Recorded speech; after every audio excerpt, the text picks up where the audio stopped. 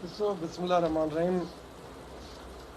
पोयां इलेक्शन जेके हुया उन्हनि जो आउटकम जेको बि रिज़ल्ट हुया, छा उन रिज़ल्ट खे खटियल उम्मीदवार पाण महसूसु कयो त उहो वाक़ई खटी वियो? ऐं छा आवाम ऐं नौजवान अॼु जेके बीठा आहिनि उहे महसूसु नथा कनि त असांजो मुस्तक़बिल चङनि हथनि में हुजे? सभु शयुनि खे जे तव्हां ॾिसो त इलेक्शन मैनेज इंजीनियरिंग इहो वॾो अमल दख़ल आहे। उमेदु आहे इन भेरे फेयर इलेक्शन थींदा। सुपरवाइज़र हिकिड़ो लॾो जेको तयारु थियो आहे उहो बि तव्हां ॾिसो त ब्यूरोक्रेसी आहे, पर सुप्रीम कोर्ट जे हुकुम ते जेको थिए थो पियो 8 तारीख़ फरवरी जी, असां उमेदु कयूं था इंशाअल्लाह सुप्रीम कोर्ट उन जो तहफ़ुज़ कंदी वोट जो।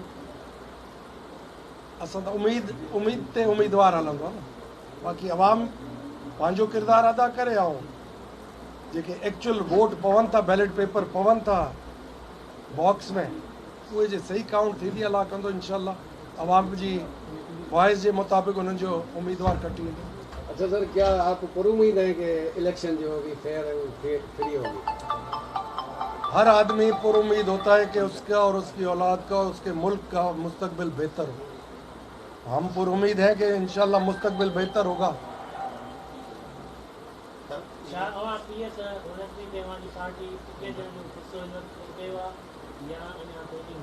तव्हांखे घणा साल थिया आहिनि इन शोबे में? 15 सालनि में एतिरो त ॾिसो त अञा फाइनल लिस्ट लॻी आहे। मूंखे ई न आहे ख़बर त मां फाइनल लिस्ट में अचां थो या न। वक़्तु अचे बोर्ड वेहंदो इंशाअल्लाह।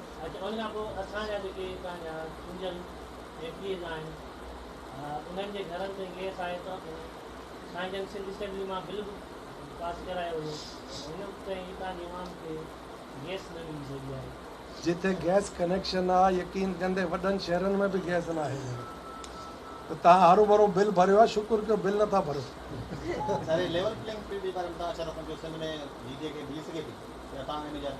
असां पुर उम्मीद आहियूं त हर शइ जंहिंमें इन सूबे जी आवाम जी बहितरी थींदी उहा नज़र ईंदी तव्हांखे। अक्सर इहो इल्ज़ाम लॻंदो आहे त सिलेक्शन पहिरियां थींदी आहे, इलेक्शन पोइ थींदी आहे। इलेक्शन जे हवाले सां पहिरियां सिलेक्शन थींदी आहे, कहिड़ी पार्टी खे कहिड़ी ग्रुप खे आणिणो आहे, इलेक्शन बाद में थींदी आहे, पोइ रिज़ल्ट हुनजो। तव्हां इहा ॻाल्हि मञो था न? हर तो इहो ॿुधाइनि मञो था न इहा ॻाल्हि? थी थो सघे असां ते झिरकी वेही रहे। सर हिकिड़ो सवाल त इलेक्शन खां बाद अगरि जीडीए सुठियूं सुठियूं हासिल करणु कामयाब थी वञे थी त छा जेके ॻाल्हियूं वञनि पियूं त मुस्तक़बिल में पीपल्स पार्टी या नवाज़ लीग सां जेको आहे सो अलायंस कंदी? तव्हांजी नज़र में तव्हांजो अलायंस कंहिंसां बहितर रहंदो, पीपल्स पार्टी सां या नवाज़ लीग सां? ॾिसो, इन वक़्तु मैदान में इलेक्शन विढ़ण जो फर्स्ट फेज़ आहे, पर अगेन पहिरें फाइनल लिस्ट ठहे, पोइ बोर्ड फ़ैसिलो करे उम्मीदवारनि लाइ, उन खां पोइ इलेक्शन थिए, पोइ इलेक्शन जे रिज़ल्ट खां पोइ छा ज़रूरत पेश अचे थी उन जे मुताबिक़ बोर्ड फ़ैसिले करण खां पोइ कोर कमेटी फ़ैसिलो कंदी, किसी खे अॻिते वधाईंदासीं इंशाअल्लाह। अच्छा सर, जरदारी दावेदार है कि अगली हुकूमत जो बनाएंगे वो पीपल्स पार्टी बनाएगी, जो कल भी इन्होंने तकरीर की थी, और एक और इसने कहा है कि इस्लामाबाद गरीब है और पाकिस्तान गरीब नहीं है। इसका जवाब मैं इतना दूंगा कि पहले ये बताओ बाकी 3 सूबों में कहीं नज़र आ रहे हैं जो मुस्तकबिल के प्राइम मिनिस्टर बनने जा रहे हैं बाप बेटे? दूसरा, इस सूबे में सीट बंटवारे के ऊपर अभी तक इनका कोई फैसला नहीं आया। वो भी इंतज़ार कर रहे हैं कि स्क्रूटनी हो जाए, फाइनल लिस्ट लग जाए, फिर जब मैदान में आएंगे तो पता चलेगा सूबा भी मिलता है या मरकज़ के ख्वाहिशमंद हैं।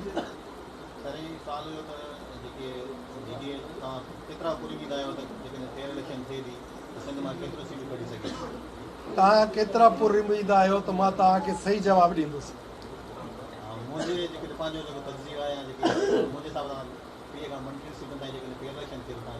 एतिरियूं मिलंदियूं न, अहिड़ियूं वरी असांखे शहरनि मां मिलंदियूं त अंग अखर त असांजो पूरो आहे। पोइ अलाह करे ख़ैर आवाम जे लाइ बहितरी लाइ जेको हुकुमरानी अलाह जी आहे, पर जेकी हुकूमत ठहंदी तव्हांजे क़ीमती वोटनि ते, आवाम जे क़ीमती वोटनि ते, वो इंशाल्लाह तव्हांखे कमु करे ॾेखारींदी ऐं बहितर माहौल करे ॾींदी। लॉ एंड ऑर्डर बि हूंदो उन में, महांगाई ते बि कंट्रोल हूंदो ऐं तव्हांजा ख़ासि तौर ते 70% हर माण्हू ज़रई ज़मीन ऐं ज़रई ज़मीन जी जेकी आउटपुट आहे उन सां कनेक्टेड आहे। त इंशाल्लाह सभिनी खे पंहिंजो हिसो जाइज़ मिलंदो ई मिलंदो।